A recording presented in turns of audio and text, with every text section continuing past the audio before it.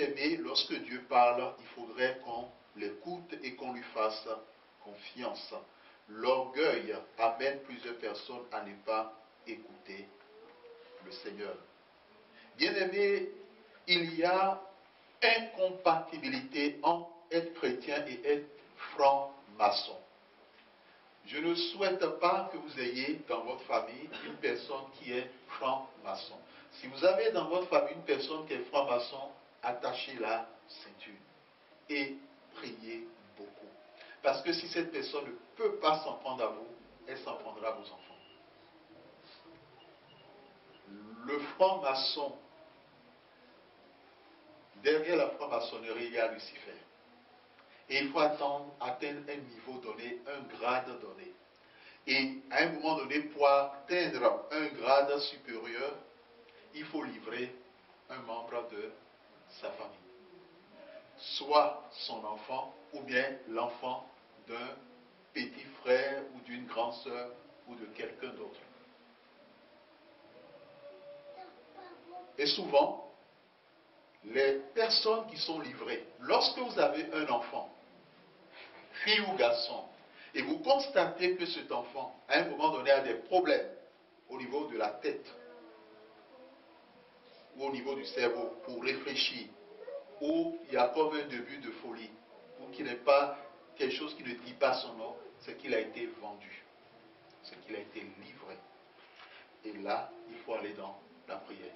Et souvent, si une personne est livrée, ça ne vient pas d'ailleurs, ça vient de la famille. Surtout si les médecins ne trouvent rien. Il est vrai que quand quelqu'un ne dort pas, nous dissocions le physique du spirituel. Parce qu'on peut avoir des problèmes psychologiques qui ne soient pas d'origine spirituelle, mais uniquement physique. Parce que l'intéressé, au lieu de dormir, passe son temps devant l'ordinateur ou devant la télévision.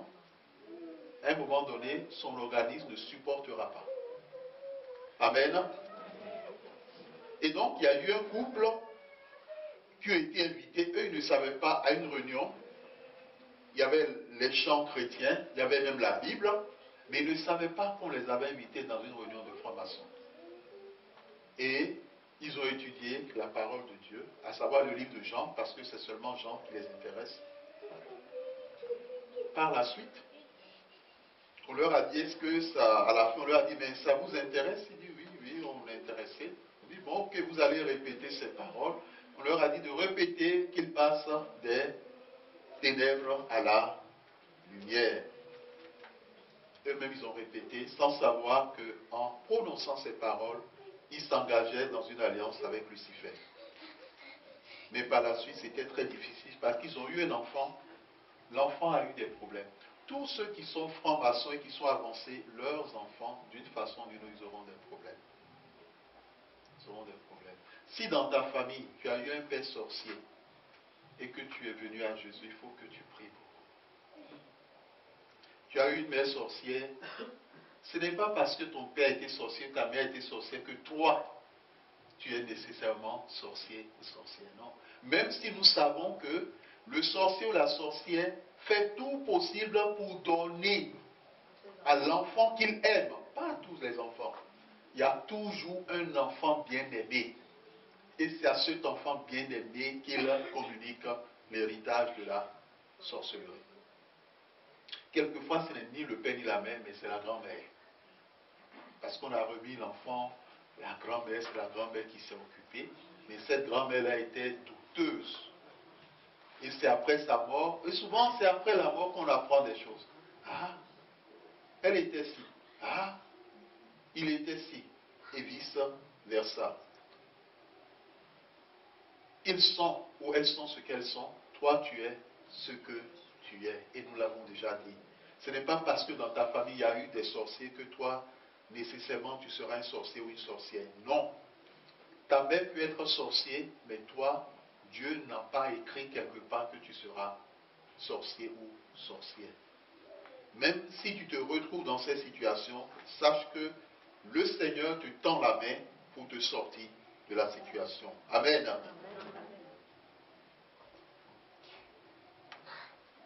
Et donc, revenons à cet enfant qui a été transformé en animal, il a été transformé en un porc. Et c'est ça ce qui est dommage dans l'histoire.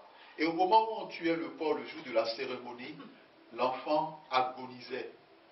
Parce que la maison n'était pas loin de l'endroit. Et les sons qui sortaient de la bouche et de la gorge de l'enfant, c'était le son d'un porc. Au moment où l'enfant mourait, il criait, il criait, il criait, il criait. Lorsque vos enfants dorment et qu'ils vous parlent de leurs rêves, ou bien dorment, ils se réveillent parce qu'ils ont eu des cauchemars, prenez le temps d'écouter ce qu'ils ont vu ou ce qui s'est passé. Ne balayez pas d'un réveil de la main, bon, c'est bon, on va dire un mot de prière, tu iras dormir. Non. Qu'est-ce qui s'est passé, mon enfant? Parce que le fait que tu n'aies pas écouté ton enfant et que tu aies plutôt privilégié ton sommeil, les dangers que cela a laissé ou laissera, tu ne peux pas mesurer toute la portée.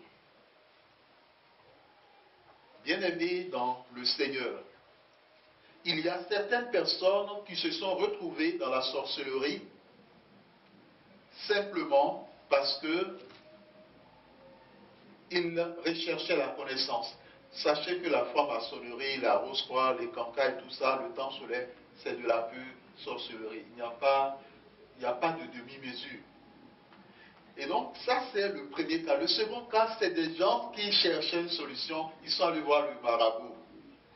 Ils sont allés voir le guérisseur. Pensant, mais est-ce que le guérisseur s'est déjà guéri lui-même? Est-ce que le marabout s'est déjà marabouté lui-même? Bien aimé, non. Ils ont eux-mêmes des problèmes. Ils ont des problèmes. Il y a une sœur, elle est venue à Dieu, mais elle n'a pas été délivrée. Dans son passé et dans ses problèmes, elle est allée rencontrer un marabout. Et le marabout lui a donné de la sorcellerie.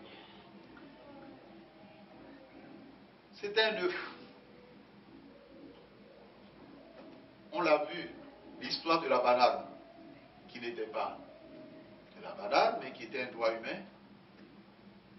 L'histoire des haricots, qui n'étaient pas des haricots, mais qui étaient des reins. Bien-aimés dans le Seigneur, il y a certaines personnes, c'est à la recherche de solutions qui se sont elles-mêmes plongées et plongé leur famille, leurs enfants dans des problèmes et ils sont en train de payer les pots cassés jusqu'à ce jour.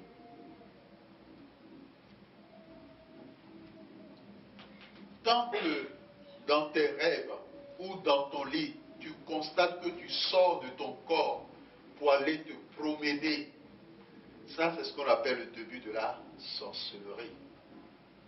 La nuit, Dieu l'a créé pour que les gens se posent. C'est ce que l'Éternel dit. Pas pour que tu sors de ton corps pour planer, pour regarder. Non, non, non, non, non.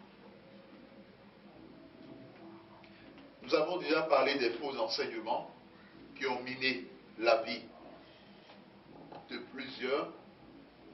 Et pendant que nous préparons cet enseignement, l'Éternel nous a parlé d'une personne qui est là ce soir, où elle, lorsqu'elle allait rencontrer le guérisseur ou le marabout, parce que c'est les mêmes choses, hein, sachez que les sorciers travaillent ensemble avec eux. Hein. Donc si vous avez dans votre famille des gens qui ont l'habitude d'aller consulter, rappelez-les que eux et les sorciers, c'est la même famille. C'est la même famille.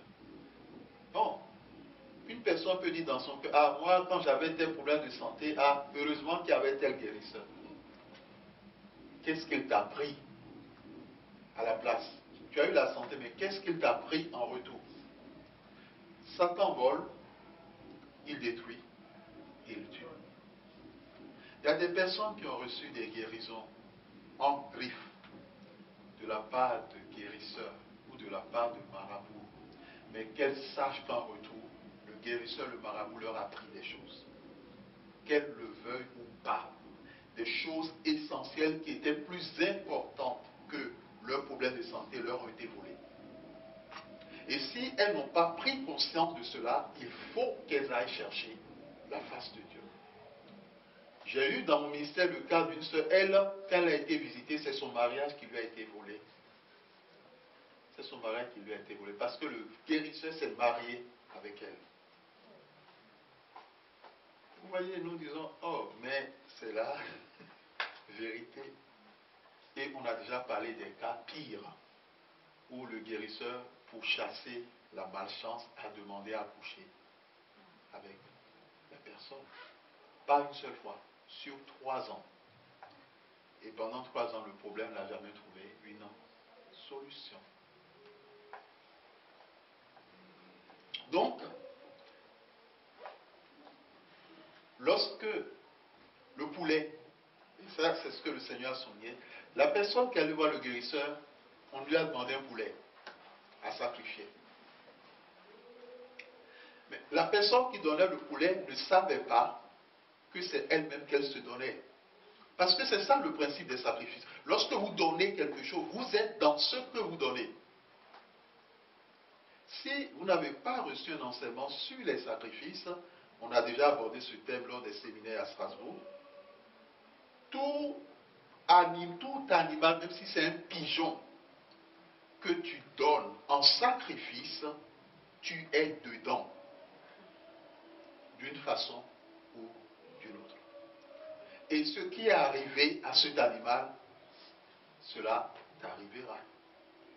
Or, le principe, c'est quoi? On tue l'animal. Et il y a certaines personnes qui pensent qu'elles sont encore vivantes, mais spirituellement, elles sont mortes parce qu'elles-mêmes ont donné le droit en livrant l'animal. Revoyons la donnée des sacrifices. Lorsque le Christ meurt à la croix, c'est une partie de Dieu qui a été touchée. Dans ce qui a été sacrifié, Dieu était dans ce qui a été sacrifié. Amen. Dieu était dans ce qui a été sacrifié. Celui qui offre le sacrifice est dans ce qui a été sacrifié. Amen. Mais là,